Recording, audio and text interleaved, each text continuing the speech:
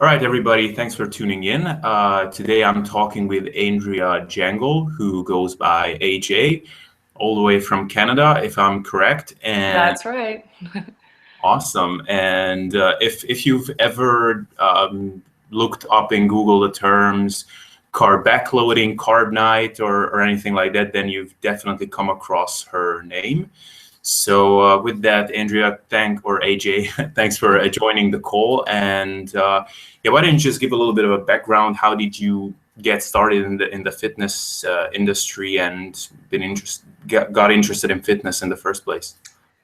Well, it's actually been just like an underlying interest that I've had since I was pretty young, but I actually went to school for business and marketing and had like a whole separate life before I got into this business about 7 or 8 years ago now. So like back in my 20s, I was living out west in Whistler, British Columbia. I was like into everything from motocross to snowboarding. So fitness, you would think fitness would be like a huge part of my life then. It was more about the sports. And what I discovered over the years is that I lacked the knowledge that I needed about nutrition and how to train properly for my sports. And it really ended up biting me in the ass.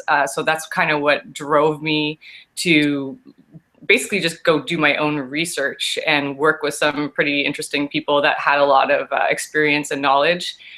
And then I just kind of shifted from that just being like a hobby and something I was using for my personal interest into something I wanted to make a career change and do. And I did that. I worked at everything from like small private studios to big box gyms downtown Toronto. And then eventually, in that process, I realized that, I loved working with people one-on-one in the gym, and I really had a passion for that. But the only people that were really getting results that I think like that I would be satisfied with are the people that took my nutrition advice, which was, when you're working in a gym with someone and they pay you almost nothing, you got about, 50% of the people will take on your nutrition advice, and the other, well, maybe it's less than that, and the other ones don't. I just really started to fall in love with that process and just wanted to focus on that. So that's what I did. I just started focusing on nutrition and just started slowly working online with people and sometimes not online, just helping them with their nutrition, helping them get results that way. And it just kind of all snowballed into, eventually working with Body.io with John Kiefer. You mentioned Carb Night and Carb Backloading. He's the author of those diet books. I used his protocols for years with myself and clients. So I ended up working with him for a couple of years as his coaching manager. I'm no longer doing that. I'm on my own, but that's where I would say most of my experience with clients online came from. I was kind of, known in that world, and that just brought me tons of clients who were familiar with, any kind of carb cycling diet. And we worked through that together with myself and a team of coaches. Yeah, so I don't know. It's kind of a long story. Okay, no, that's awesome, and it actually will be interesting because right now I'm not a lot of the information will be new for me. So I'm genuinely interested in where you're standing in kind of like your nutrition philosophies and everything. But I'm really excited to talk about your kind of views on coaching and nutrition, because you've done a lot of podcasts in the apps. Well, whenever Kiefer disappeared from the podcast, you've done a lot of work there. And anytime you said something about your coaching experiences and nutrition experiences, every time I was like, oh, wow, I learned something new. So, cool. So with that, how did you, how did you kind of stumble into the whole idea of carb backloading and those kind of things, first of all? Oh, man. I always try to remember how that happened. I don't remember.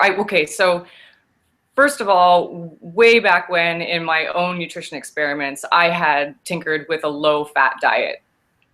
And that really blew up in my face. I basically just did I kind of did an experiment, which you could call just if the average person, especially woman, were to go out and listen to the advice in a magazine and follow a diet, what would that look like?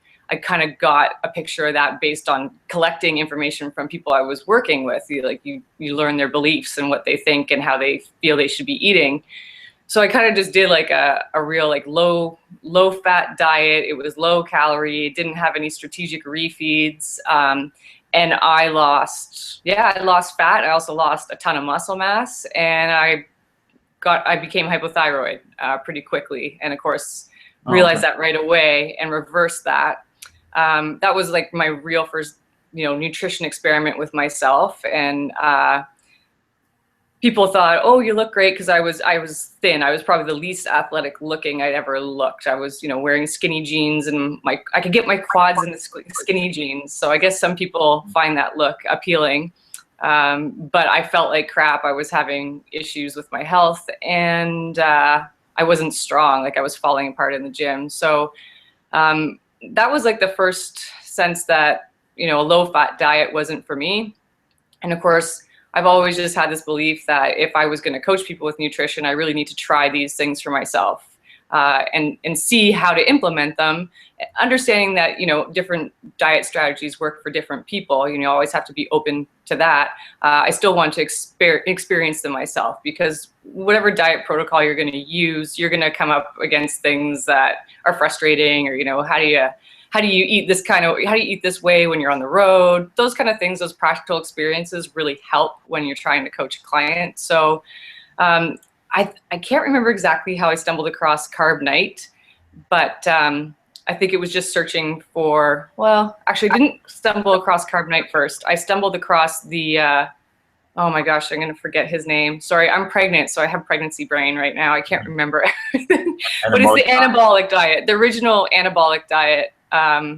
Which was Dr. DePasquale. Maybe I'm getting the name of the diet wrong, but it was like it was a cyclical ketogenic diet, and it was 2 carb refeeds like every weekend. So the weekend you would probably refeed Saturday and Sunday. That was the first diet like that I kind of came across, and I used that. And I just really noticed that it was really hard to get back on track after 2 days of carbing up in a row. I wasn't getting great results. So that's what led me to Carb Night, or just, basically refining your carb refeed to 1 refeed per week. And that helped me. And then it just kind of hit the point where that wasn't really working for me anymore. I got into bike season. So not only was I weight training, I was biking, and I just knew I needed more carbs. And that led me to, using carb backloading with Carb Night. If I was in a deficit trying to lose weight, I would use that as a refeed, and just tinkering with that for years. And I got down to the lowest body fat percentage I ever had. I had the best lab work I'd ever had. I felt amazing. I wasn't having any health issues. And basically that was, 2 years of really tinkering with those diets. Yeah. Right. So I guess, when we look at these protocols, then I think they kind of, in terms of popularity and kind of reactions from, I guess, the media and other fitness authorities, I guess they had their ups and downs. So right now, how do you kind of see their application? What do you think about the state of these diets, so to speak? That's a great question. And that was like a really hard thing for me when I, made the decision to start working with someone exclusively in the industry who's written diet books, was because I really still don't believe, and I never did, and I have never promoted that there's a one size fits all nutrition protocol. I believe that everything comes back to the client. You have to do a lot of digging about the client's diet history, even their lifestyle, like their stress levels day to day, what things they're trying to battle with. It really has to be individualized. As far as Carb Night and Carb Backloading, I can tell you that I've used those diet protocols to help most of the clients I've worked with, because a lot of them have come from I was actually fascinated how many women were on a strict long-term ketogenic diet that were coming to me for help, and they were running into a lot of health issues, and just adding a Carb Night was helping overcome that. So I've experienced things like that, and then I think that everything needs to be looked at on an individual basis. If I want to say, like, in generally speaking, I think the average person does consume too much carbohydrate. So my strategy most of the time, and I'm not all the time, it also depends on what the person is willing to do and, you know, what they can wrap their head around, because not everyone has the same knowledge about food and how to manipulate it. But in general, my favorite approach, and this is still my favorite approach, is to strip the carbs out of the diet to, you know, somewhat minimum, like 30 to 50 grams a day. Do that for, it doesn't need to be an extended period of time. I'm not a ketogenic diet coach. I can help someone with that, but that's never really been something that most of my clients gravitate towards. So if we strip the carbs out and we keep their energy expenditure about the same, and their training intensity and volume the same, it's then really easy to determine how much carbohydrate they need and when. But I find slowly chipping away at it, you can get there. You can also get there that way, but my preference is to strip the carbs out, and then we have to take the person's biofeedback and see how they're feeling, how they're performing, what they look like, what their progress is like, and then we start cycling carbs in. Now, that being said, if someone doesn't want to do that and they just want to eat a mixed diet and follow if it fits your macros or something like that, then that's fine with me too. Like, there's just, I don't know, timing macronutrients isn't essential to get to your goal. It might be something that people prefer. I just did a recent video about, you know, why I carb backloaded for so long. And a lot of it was just habitual stuff that I really liked, the way it made me feel, the way it made me stick to the protocol and stay on track, because the truth is I can be a total glutton. So I need a strategy, but, you know, everyone's different. And yeah, there's a lot of flack from other people about carb night and carb backloading, and I totally understand why. And I have to deal with that. I have to deal with misconceptions and that flack from clients too, because they come to me with a very, like, narrow perception of things when, you know, they've read certain books. Right, and I guess, you know, just like carb backloading and carb cycling type of diets, I guess just low carb in and of itself had its kind of ups and downs in terms of reputation. So kind of what do you kind of see in terms of what your clients think a low carb diet should do for them? I don't know, where is the balance between facts and hype in your opinion? Oh, wow. So, I mean, you see that battle online all the time. It's, you know, the low carb versus, I don't know, you can take any different approach to those arguments. You see it all the time. And that's kind of what I got sick of in, you know, being tied to certain protocols, is because people just want to fight with you about stuff. I think I think we're lacking tons of research for carb cycling diets. I don't think there's actually a lot of great research out there. There's some interesting research that's being done. I want to look into a little bit more, but they're comparing a strict ketogenic diet in performance with, like, a cyclical ketogenic diet.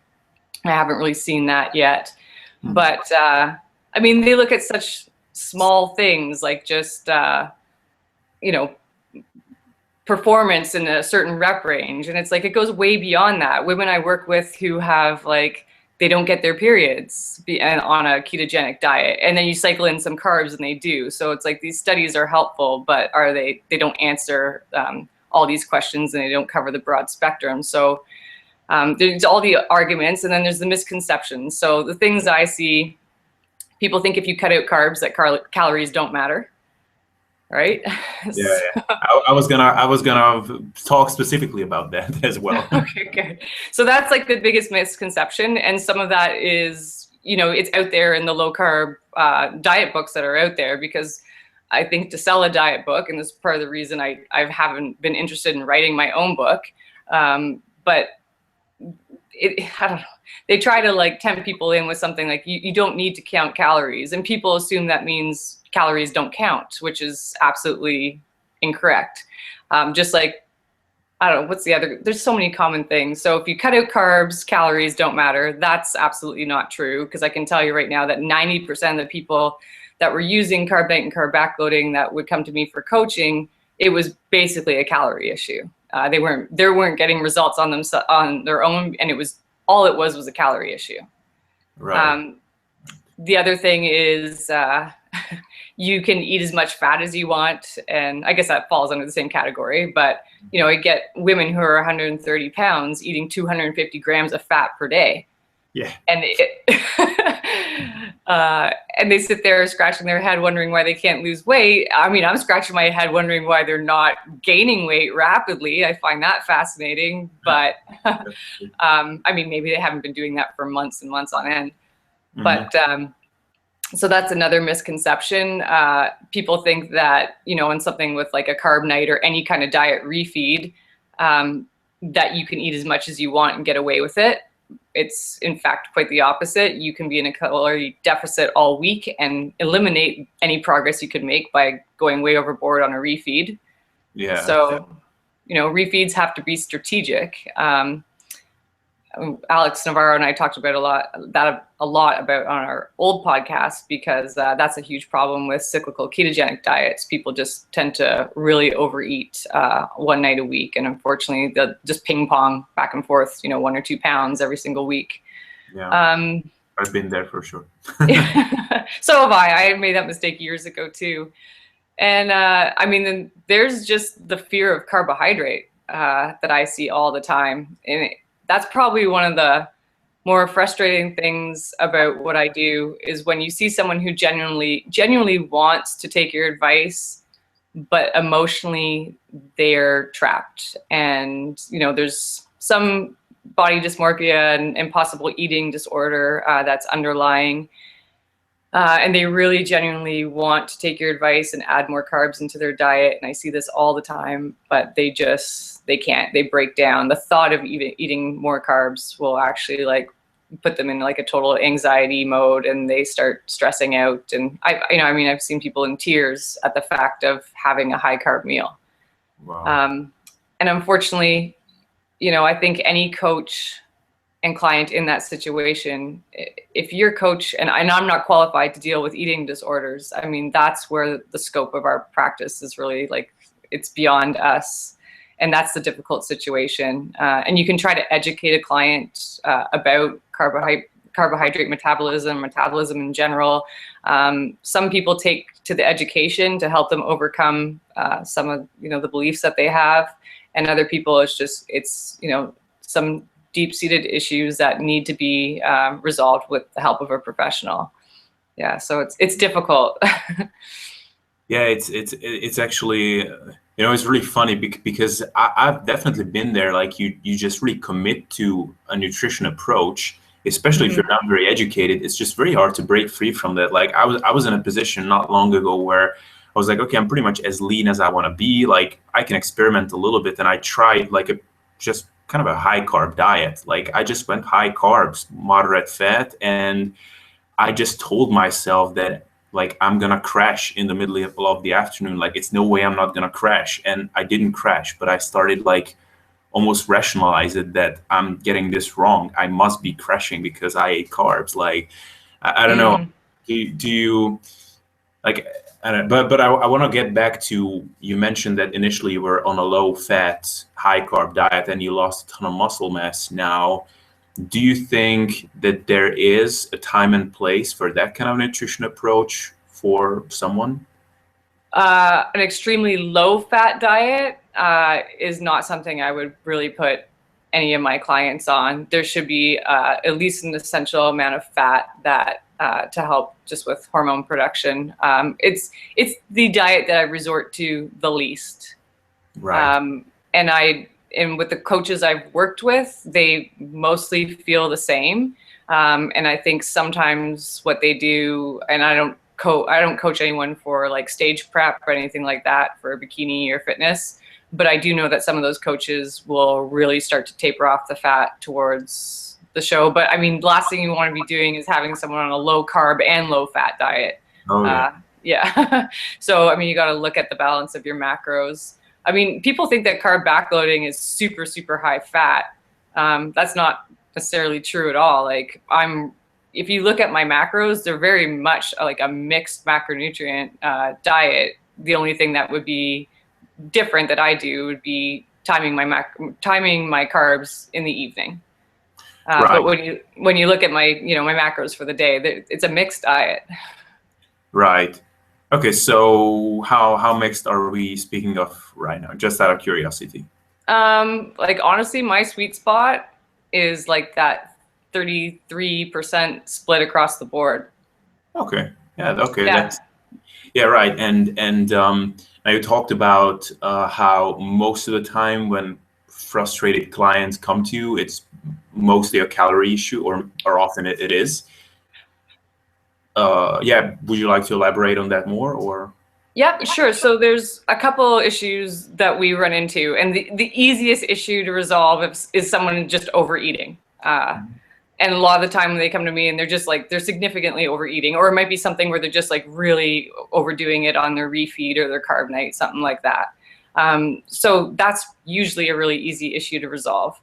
I take a really detailed assessment for my clients that includes tracking their calories and macros where they are right now before they get my help, because I want to see how they're eating. So overeating is usually the easiest thing to help them with. Undereating is a different story. And this is why I think it's so important to collect this data from each client, because I never, ever want to just assume that everyone's overeating, because it's definitely not the case. So if you find that someone is not losing weight and they're severely under eating, then you got to start really picking away at like, how long have they been eating this way? There's usually other things that surface during that process, but then normally what that involves is creeping calories back up to what would be a reasonable maintenance level for that person, sustaining that for a while, trying to focus on their health, making sure that they're in the gym for the right reasons, not there just always trying to burn calories and do cardio, but weight training, trying to build some lean muscle mass. And then after you've done that for a while, then you can start dieting down again. But some women get to that point and they just start building muscle and getting that shape that they want. And they realize, well, I didn't really need to keep dieting down. I just needed some muscle definition to have that look I wanted. So, in that scenario, you really have to, stop the client and say, I'm not dieting you down right now. You're already eating way too little. And this goes back to what you're saying about like weird things that people believe. One of the things that, a lot of people vent about online is this whole, you need to eat more to lose weight. Yeah. So I get women all the time who are like, oh, I climb my calories to 1,800 and then I climb them to 2,000 and then I climb them to 2,200 and I'm not losing weight. I'm actually getting heavier, but it must just be muscle mass. Like I hear this all the time because they're trapped in that eat more to lose weight. And I think and I want to hear maybe your take on this, but I think people are confusing. You need to have a healthy metabolism, not a suppressed metabolism that you've been, under eating for possibly years. You need to have a healthy metabolism and possibly eat more before you can start, losing weight again. And that again is going to come from building that up, like I was talking about, and then slowly chipping away. Is that something that you experience? Oh yeah, no, I mean definitely. I mean, I've had a period when I was only listening to people like Gary Taubes and talking about how it's not that we eat too much and exercise too little, why we're fat. So I was eating like half a stick of butter just for breakfast, pretty much, and I was just not losing weight. But I was just frustratedly yelling around, like, why am I not losing weight? This is like, I was frustrated at Gary Taubes, but at the same time, I was frustrated at the other end who talked about calories. Mm-hmm. So I was just getting nowhere. And really, it just kind of comes down to you have to get educated and think reasonably. I don't know. Yeah, well, you have to encompass everything, in my opinion. Like the people that argue it's just calories, they're missing, part of it too, because a lot of it is hormones and underlying health issues. And that's something I can talk about too, to tie into your last question. And then, to say that it's not calories and it's just like, you know, eliminating food groups or macronutrients, I think is also ridiculous. And it really is a combination of everything. And, you know, we were talking about the client assessments. So I was talking about people overeating, people that are chronically undereating. And the other thing that I think is one of my, I don't know, we'll call it specialties, but just something that I really enjoy doing because I had to do this repeatedly a couple of times with my own health, and I do it all the time for my friends and family, is troubleshooting.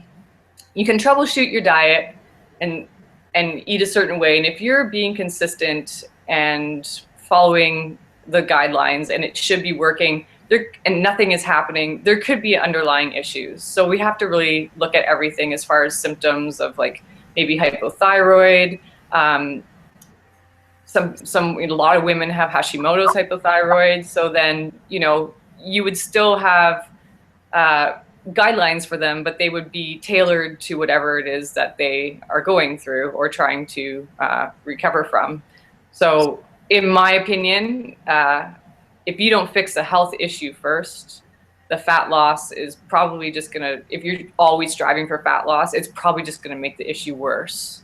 So I'd like to take an approach where it's like we're trying to, you know, a lot of my women end up just at maintenance calories, eating in a way that I think is gonna benefit them, good food choices, but also good flexibility with their food choices. So it's not all clean, I hate that word, but just try to improve the relationship with food. But, you know, spend a lot of time in maintenance and focus on your health and focus on your habits and focus on your sleep and your stress and your mindset. And then, you know, get on top of that. You know, a lot of women, I think when you're in that situation, you're stressed out, you tend to overeat and then things snowball out of control. So that maintenance calories and just focusing on those things is like a go-to with a lot of people. Right. Okay. So I guess to just put a point on that calorie component of this interview. So what do you generally like? What do you do for yourself in terms of tracking? I think I've heard you mention that you don't like calorie counting. So what do you do for yourself, and what do you advise for people in that regard? Well, I advise you to find something you like, and I don't advise tracking calories all the time, but you. At some point, there needs to be some accountability if you really want to find out what's going on. Otherwise, we're just guessing. Like I've you know, consulted with clients who just don't want to do any tracking, and I just have to be honest with them. Well, we can get so far, but unless we're willing to really look at the numbers and analyze that, you know, we might come up against just a real plateau that we can't break. So a lot of people like MyFitnessPal because it's got a great database. It gives you the essentials of what you need to know. Then you got like the people who want to like pick everything apart. And I'm trying to remember some of the calorie calculators right now, but there's several that will give you like all your vitamin breakdown and all your micronutrient breakdown. That is something that some people like all that data and information. And I've met people who they come to me and they're proud. They're like, I've tracked the last 200 days. I mean, that would just drive me absolutely crazy. I'm not saying that that's healthy. I think a lot of those people, I usually try to get them to track less because eventually when you dig a little deeper, you realize they're pretty stressed out people. So you try to relieve whatever kind of stress. Even they think it helps them, but I'm not convinced that that's a good thing. So for me, to get my macros down, I really had to use MyFitnessPal. Now, I should actually just backtrack for a second and say that nothing is ever perfect. There is no such thing as perfect. My clients and myself, we aim for ranges of macronutrients. So, you know, coming within 5 to 10 plus or minus in that range will put you somewhere where you should be. There's going to be days where you just don't hit it, and you know, that's just life. So I'm not in the mindset that you can like meticulously enter this data and that's even going to be accurate, even if you look at like, you know, when you cook 4 ounces of food, and you know, some people drain the fat from their bacon, and then some people put their eggs in it and cook it and ingest it, right? So all these variables make a difference. So I'm not of the belief that we can control every single gram, nor do I try to do that, but you need to have some accountability. My favorite tracking technique has actually been something pretty simple. I make sure I buy food that I know, like I know how much it weighs, or I know the portion sizes and how many grams of fat and protein or whatever are in those portion sizes. And I just do a tally. I've done it super simple, where I just have a little notepad. If I'm taking like a couple of, I don't know, like eggs and maybe some breakfast sausage, whatever, out of a package and cooking that in the morning, I just look on the package. It's pretty easy to see your macros right there. And I just tally it meal by meal. And you know, when I was really doing my body recomp and dieting down, there wasn't a huge variety in my food day to day. Like it wasn't. I've seen people who diet and eat the same thing every day, and it wasn't like that. But I was buying stuff that I knew the portion size and the nutrition breakdown on the back was accurate, and that just really helped me simplify it. And I think that's where people, they get frustrated. They want to diet down, they want to look a certain way, but they also want like this elaborate nutrition plan that like has all these amazing different foods every single day, and it just becomes a lot to juggle. Everything's a trade-off. Yeah, I've heard someone put it in a really good way, that probably most people who become very interested in nutrition are trying to find an eating pattern that maximizes their enjoyment of food while still getting to their results. And I guess, and do you think, okay, I'm gonna keep coming back to this, but do you think that's what drives a lot of people to these nutrition approaches, because they're hoping that this amazing ad libitum, whatever, cheesecake every night kind of diet will get them ripped? Oh yeah, it's super tempting to think, oh yeah, who doesn't love carbs? So if you're told that you can eat carbs every single night and get ripped, if you're told that you can have, you know, a huge refeed every single weekend and eat all the junk food you want, that you're just going to continue to lose weight, all those things are appealing. I see that with not just Carb Night and Carb Backloading. I see it with all sorts of diets, like with it, if it fits your macros. And I like to break it down where it's like, you know, your calories and your macros are the most important thing. How you fill them, what food choices you make, that's a real individual thing. Someone could eat a lot of junk food and still get results. They might not have, you know, the nutrition profile in their diet that we would want. But if that's their choice and that's the way they want to do it, then that's entirely up to them. Meanwhile, if I had a woman who has Hashimoto's, or a woman who's celiac, like legitimately celiac, we would fill their guidelines of calories and macros with different food choices. In some cases, you know, to help their condition, right? Make sure it doesn't worsen it. So that's where the food choices, to me, food choices and, you know, calories and macros are two totally separate issues. You need to customize both. And, you know, if you're dealing with food issues, food preferences, you fill your calories and macros with whatever you want. I have my preference, you know, wholesome, unprocessed food with a little bit of junk here and there. Follow the 80-20 rule. That works for me. But you know, some people, they want to keep it as clean as possible all the time. I don't know, those people. I don't know. What do you like? Do you like? Personally, actually, I think like I toyed around with the if it fits your macros, fit in a little bit of junk kind of thing. Mm-hmm. But to be honest, for me, I just felt less satisfied because I have a voracious appetite. Like I can just eat an absurd amount of food, and if I just fill those in with my macros with clean foods, I just feel more full. Like even in a caloric surplus, I have to feel pretty full. Yeah, I'm very, very similar to that. I can eat a lot of food. I have the tendency, like years ago, I just overeat. I'm half Italian. Like we overeat as just part of our culture. But same thing for me. It's food volume. People don't pay attention to food volume a lot of the time. So, you know, a big bowl of rice is going to have a lot more volume, less calories than like, you know, a tiny sliver of cheesecake that's loaded with like nuts and caramel and all that kind of stuff. And I find that's another big mistake on a low carb diet. People cut out all the leafy greens, and a low carb diet doesn't have like a lot of volume to it because, you know, fat calories are so condensed, and that in itself can make people feel hungry all the time. I don't do well, even on a ketogenic diet. I don't know about you. I'm starving. I am not one of those people. I know it's a small percentage of us, but even if I'm strict ketogenic, I'm hungry. Yeah, me too. Me too. Yeah. I don't have that luxury of being one of those people that, oh, I'm ketogenic and I'm never hungry. I'm so jealous. Yeah, it's not even so much hunger. It's just the lack of feeling your stomach kind of stretch a little bit or something, like. Yeah. I'd love to see more like performance studies on women on ketogenic diets. That would be really interesting. Yeah, right. Yeah, actually. And that almost ties into something that I briefly wanted to bring up, but a quick question I would have is, maybe it's not going to be a quick answer, but like in terms of, because you've coached a lot of people, and I would be curious, what are the sort of mindset issues that you see, kind of sticking points and plateaus, like when they're getting frustrated? Because I work with Body.io.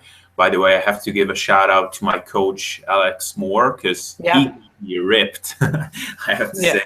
But there was a really critical point around 8 weeks when I got frustrated as hell. Like I would, fat loss slowed down and I was just angry and whatever. So what do you kind of tend to see there? Oh yeah. Well, I mean, I think everyone thinks that fat loss is going to be rapid. It's going to be linear. It's going to be like dramatic changes in the mirror, almost like week to week. I think people are always looking for that, and that's frustrating. People don't understand the monotony that goes into getting to your goal. And that's like with anything, like doing a sport. The best athletes will sit there and do the same drill over and over and over again, hating it, but doing it because they know they have to do it to get to their goal. This ties into what you said about people who kind of like jump from diet to diet, like what's appealing? Is it, can I eat this? Can I eat that? I think in general, people diet jump like that for those reasons, because the diets sound appealing, like you can eat all the cheesecake you want at night. But I also think they just don't give whatever they're doing a long enough chance. So, I mean, I see a lot of people that come through, like they come to, the community using Carb Night. And then you kind of see on Facebook, like the next week they're doing like another diet. And then like 2 months later, it's another diet. People get bored. They just don't understand that it's a long process and that consistency is the key. And I really, as far as like diet jumping around, there comes a time where you might want to try something different. I have a woman who I helped her lose her baby weight after she had a baby. We were down to like 10 pounds away from her goal weight. And she just had several things in her life that just became extremely frustrating. And it wasn't just the diet, but I knew that maybe a change in the diet just might be a relief with everything else that was going on in her life. So we switched her to a diet that there was no timing of macronutrients whatsoever. It was just basically like, if it fits your macros, and she lost that last 10 pounds. Right. Yeah. So it's a toss up, like, jumping around diet to diet, like people do with training methodologies too, like every month. I think that's ridiculous. But if you've given something like a year, then, sometimes it's worth a change. Right. Yeah, actually, how do you deal with client? Because, I think I was one of those clients actually for my coach, but I guess clients generally tend to just expect some hand holding in every kind of tricky situation. Like, okay, I ate half an apple. What should I do now? Yeah. How do you deal with that kind of thing? Okay, so what you said, like I ate half an apple. What should I do now? I know this is like a huge frustrating thing for me with people who come from low carb diets. They're super afraid of like a few berries or, like you said, half an apple, and they'll eat that half an apple and they'll email you in a panic because they think they need to do the 10-day reorientation all over again because they had an apple. Yeah. In that situation, I would say 9 times out of 10, all that person needs is a sounding board. So the coach to say, so what? You ate half an apple. Get on with life. Like treat tomorrow as you normally would. I think just that reassurance is what people need. And I understand that, because I mean, that person is an expert, and, you know, maybe they're a lawyer or a teacher. That's their specialty. That's what they do. They don't have the knowledge to feel confident making those decisions. So having a coach to help you through, you know, that moment is usually what people need. That being said, I have a few clients who, you know, they'll pay you for advice, but they'll still go do their thing. Even, you know, despite saying, you know, there's no reason to go ultra low carb for 10 days just because you had a beer. Like, but they will give you every reason in the world as to why they think they need to do that. And, you know, what do you do at that point? That's what they're going to do. It's what they're going to do. You know, some people want to be helped and they'll let you help them. And some people say they want to be helped, but they don't let you help them. Right. Yeah, there's so many levels that we're dealing with, like emotional things are, I think a lot of my clients are very honest about what goes on in their life as far as stressors, but, you know, sometimes there's things that they don't want to discuss, and there could be underlying situations that they're in that might make it extremely hard to try to tackle, you know, a strict nutrition regime right now. Yeah. And I think for most people, I think generally a coach is primarily there to kind of just get you stick to something, like to just get all the question marks out of the equation, because just people for themselves, they just always think that some very unique special rules apply for them. Totally agree. And that's kind of like, maybe if they didn't have a coach, they would jump ship to a new diet. You know, like when you're stalling a little bit, they would jump ship and go to a new diet. But it's nice when they have a coach, because, you know, I'm just like, so you're stalling a little bit, you know, let's just give it some time. Like, there's no reason right now to change anything. And sometimes that's all people need to hear. And then there's other people who, you know, they just want to do whatever they want to do, and they're going to do that. Right. Yeah. Now, I guess before we slowly start to wrap stuff up, I wanted to bring up something. You mentioned that you're expecting a baby. Yeah. I would be curious whether you've changed a lot of stuff in your nutrition approach and your training approach. Yeah, for sure. So, yeah, by the time this podcast releases, I'll put up my training YouTube video. But right now what I'm doing is I've been writing blogs on my website, andreajengle.com. And then I've also been incorporating some YouTube videos. So I've done 2 nutrition videos about my first trimester. I'm going to do a training video today.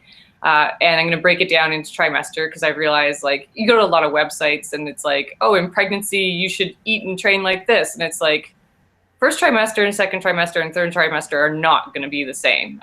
So I really want to break it down. What I talked about, I'll try to do this quickly, but you can go to my YouTube channel. It's just Andrea Jengle, or my website to find this info. My nutrition in the first trimester was a nightmare because I was so sick. I was sick during the evening. I was sick at night. I had major food aversions. I was super fatigued. I had weird cravings, just nauseous all the time, and I had major indigestion.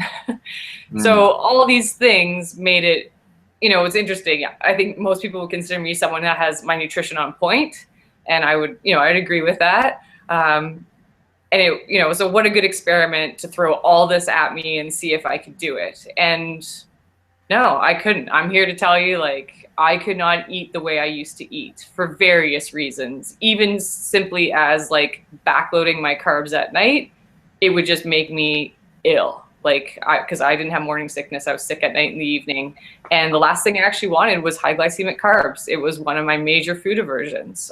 Anything that would spike my blood sugar like that just made me feel sick. So, you know, there was physical reasons I couldn't eat like that. But this is something I, you know, pointed out in my video, which was, so in your first trimester, your calorie needs are pretty much just your maintenance needs. There's no excessive calories that you need to really worry about.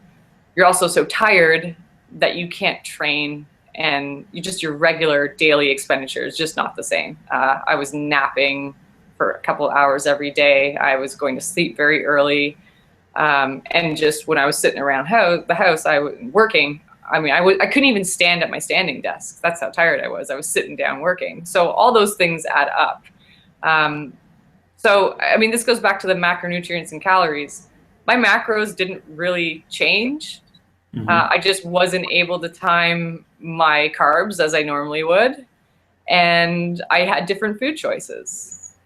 So, you know, I knew I was at a good point as far as eating enough. Some days I was under eating because I just was sick and didn't feel well.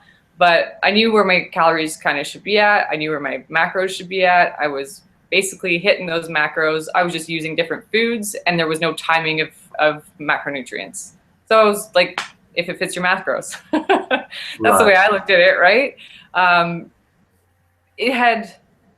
don't want to make this sound like I'm worrying about my body composition right now, because that would sound really, really bad. I'm not, but I can tell you that switch, it didn't have any negative effect on, you know, the way I looked or anything like that. And I'm pregnant.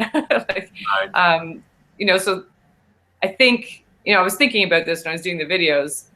Women who are so, you know, tunnel vision about the way they eat and hung up on, you know, like a low carb diet, man, it's going to be scary if you are pregnant and you have to make these changes. Luckily, I knew, because I manipulated my diet so much in the past, that it wasn't really going to matter. It was, you know, as long as I was eating enough and trying to get in my nutrients that I needed, that was the most important thing. And I can see how that would cause a lot of anxiety for someone who's followed a really, really strict diet regime and, you know, has a very narrow view on things. And that's a lot of anxiety to deal with in your first trimester because there's a lot going on. So yeah, my training, I haven't done that video yet, but, you know, my sleep was messed up because of being sick, and I wasn't able to eat as much as I wanted to, and just hormones. So I had to auto-regulate my training significantly. There was major changes. My strength was good. I just did not have the endurance. And now in my second trimester, that my body's changed a little bit more. It's interesting. I have all the energy in the world, but I don't feel 100% safe lifting the weights I used to be able to lift for like the big lifts. So I feel like in my second trimester, I'm only 15 and a half weeks right now, but I feel that that's going to be the major focus, is changing my training a little bit. And my nutrition is kind of the way it used to be before. My nutrition right now in my second trimester is naturally resorting to what would be kind of like a carb backloading in a calorie surplus. Right. So to build muscle, because I need about 200, 300 calories more per day. So I'm familiar with that, which is nice, because I'm familiar with that when I've had periods of wanting to build muscle mass. So that's, you know, the food aversions, the sickness, everything is gone in the second trimester. So I'm resorting more to that. But that being said, if I have a day where I want to have carbs for lunch, I have carbs for lunch. I think I think trying to, your mindset really has to change when you're pregnant, and it's not about, you know, meticulous nutrition strategies. It's about how you feel, making sure you're getting enough nutrients and calories to support your pregnancy. Yeah. Right. Okay, that's all right. And do you have already like plans what you will what nutrition you will advise your little one once you know, kind of old enough on their own? Yeah, I think I don't want to make food a thing. You know, like I want to fill the food, I want to fill the fridge and the cupboards with food that is nutrient dense, not highly processed. And I want my kid to be able to go to the fridge or the cupboard and pick anything they want to eat and know that they're getting good nutrition. I won't be putting them on any kind of specific nutrition plan. That being said, there will be time for some treats. And, you know, should my child develop any kind of condition or sickness where it can be healed with some kind of nutrition protocol, then I would totally take that approach. But I'm not going to have like a super limited thing about food. I actually don't even really want to talk about diet in front of my kids or anything like that. I see so many adults with these like crazy impressions and weird hangups about food that I really want to try to avoid that. That is a priority. Should be interesting being, what do you do, Mom? Well, help people lose weight. Oh, okay. So, I mean, it should be interesting, but I really want to, well, Chelsea, who is also a Body IO coach, she's a mother of 2. We did a podcast with her on her body about her approach. And it's very much like that. The food, the house is full of food that they can eat whenever they want because it's all nutritious. And then once in a while, there's some treats. And that's kind of the way I am with my day to day. So it shouldn't really be too much of a change. Right. Yeah. No, I love that answer. And, I think that's what ultimately the route everybody should take, because I find myself already like, I wouldn't say stressing about thinking about like, okay, if in 15 years I will have a kid, what will I, Yeah. feed? But but with that actually, because you just mentioned the podcast, and I know that you're about to launch your own. I'm not sure if it's up already. No, it's not. Yeah, we had a little bit of a setback. We've had some, family tragedies and stuff, so that's all kind of been on hold. But yeah, so my website's up and my blog, and on there you can find all my old podcasts. I'll put a link to this podcast too. So anywhere I've appeared, I have a link to that. And then, yeah, I am starting to work on my podcast. I have a meeting with someone tomorrow about that. So eventually that will be up and running. I'm excited about that because it's one of my favorite things. Cool. So what kind of stuff are you getting into the future? Give us some teaser. I don't want to give any teasers about the podcast just yet. Okay. Well, not about the podcast. Yeah. In general. Like. Yeah. I would really like to do seminars. So I do like coaching online. That's something I do enjoy, and I like blogging and I like sharing my stories, but I would like to be able to educate more people at once. So I'd like to start to travel and do some seminars eventually.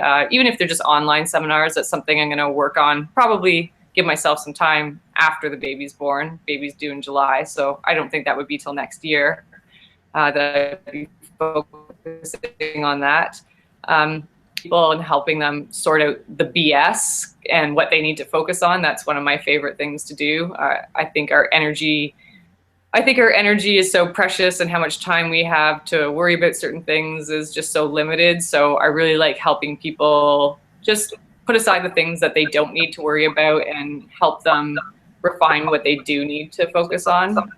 So that would be a focus for me.